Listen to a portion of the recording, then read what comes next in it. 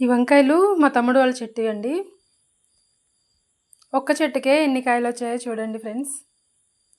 ఈ బారు వంకాయలు చాలా బావుంటాయి. కూర కూడా టేస్ట్‌గా ఉంటది. మీ అందరికీ తెలుసు కదా! కూరగాయల్లో రారాజు వంకాయ అని. ఇది ఆంధ్రాలో ఫేమస్ అండి ఈ వంకాయలైతే.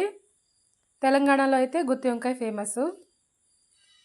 ఇక్కడ నేనెప్పుడు కూరగాయలకెళ్ళినా ఎక్కువ బారు వంకాయలే తేవటానికి ఇష్టపడుతుంటాను. అవి లేకపోతేనే గుత్తి వంకాయలు తీసుకుంటాను. వీటిలో ఎండు చేపలు గానీ, రొయ్యలు గానీ, లేకపోతే దేంట్లో కలగలిపి వేసుకున్నా కూడా వంకాయ అయితే చాలా బాగుంటుంది.